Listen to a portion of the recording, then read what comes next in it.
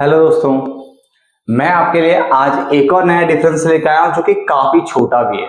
फिर भी मैंने आपके लिए 5 पॉइंट रखे हैं, ठीक है ना, ताकि आप लिख सको वहां पे। जो टॉपिक हमारा होने वाला है वो जनसंख्या की धनात्मक वृद्धि दर के बारे में और जनसंख्या की ऋणात्मक वृद्धि दर। मैं दोबारा बोल रहा हूं, जनसंख्या की धनात्मक यानी पॉजिटिव वृद्धि दर की बात कर रहा है और जनसंख्या की ऋणात्मक वृद्धि दर की बात कर रहे हैं। क्लियर हो गया? स्टार्ट करते हैं परिभाषा से। तो उसने बोला किन्हीं दो समय अंतरालों के बीच, यानी कोई भी आप दो समय अंतराल ले लो, ठीक है ना, 2 ईयर ले लो, ठीक है ना, तो उन समय अंतरालों के बीच जब जन्म दर मृत्यु दर से क्या जाती है, अधिक हो जाती है। यानी दो समय अंतरालों के बीच जब आपके यहाँ जन्म दर यानी जो जन्म दर होती है वो मृत्यु दर से ज्यादा हो जाती है, यानी जो पैदा हो रहे हैं वो ज्यादा और जो मर रहे हैं वो उनकी दर क्या है, कम है, तो तब वह जनसंख्या की धनात्मक वृद्धि दर कहलाती है। क्लियर हो गया? तो किन्हीं दो समय अंतरालों के बीच में, ठीक है, जब जन्म दर मृत्यु दर से क्या होती है, ज्यादा हो जाती है, यानी ये वाला पोर्शन ज्यादा है, ठीक है ना, तब वह जनसंख्या की धनात्मक वृद्धि दर कहलाती है।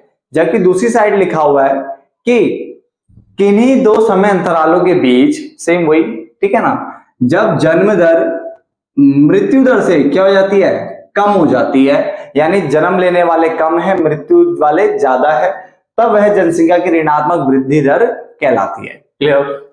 कारण क्या है भाई, जन्म दर अधिक हो रही है, मृत्यु जो है वो कम हो रही है। जन्म दर क्या है, अधिक, मृत्यु क्या हो रही है, कम हो रही है। और प्रवास की अधिकता मतलब ज्यादा से ज्यादा लोग, ठीक है ना, बाहर से मान लो आपके यहाँ आ रहे हैं और जो लोगों का रहना वहना ही बढ़ता चला जा रहा है। क्लियर?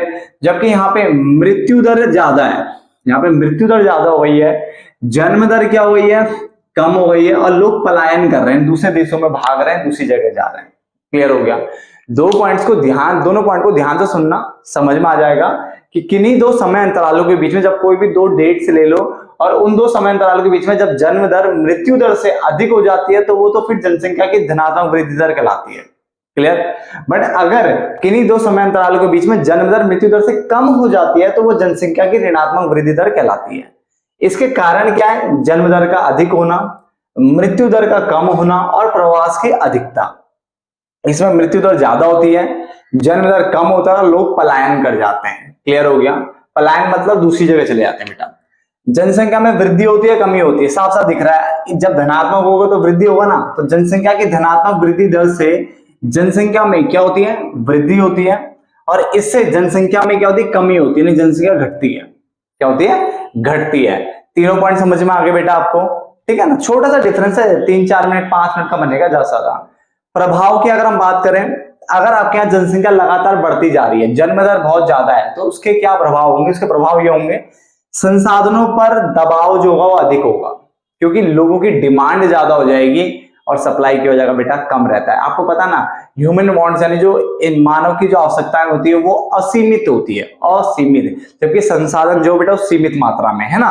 तो अगर ज्यादा जन्म दर होंगे, लोग ज्यादा होंगे, तो संसाधनों पर दबाव भी अधिक होगा, बेरोजगारी देश में बढ़ना स्टार्ट हो जाएगी, ठीक है, और शहरीकरण की समस्या उत्पन्न हो जाएगी बेटा। ठीक है, क्या हो जाएगी? शहरीकरण की समस्या उत्पन्न हो जाएगी।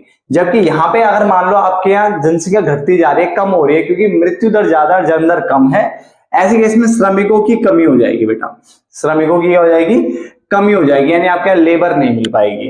नंबर 2, वृद्ध, यानी आपके यहाँ बूढ़े लोगों की जो जनसंख्या है वो क्या हो जाएगी? अधिक हो जाएगी।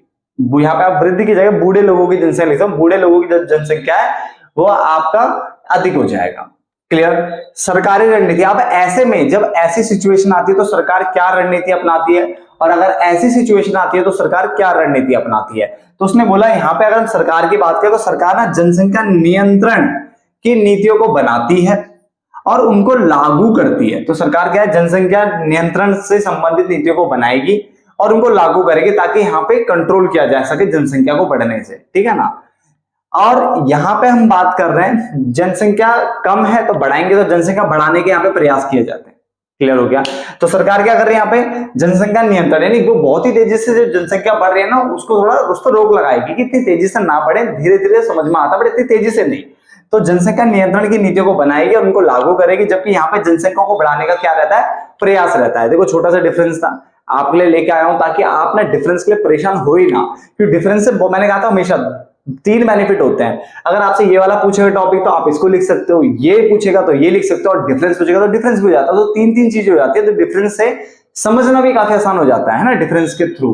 तो फटाफट से नोट डाउन कर लो। मिलते हैं फिर एक नई डिफरेंस में, तब तक के लिए धन्यवाद।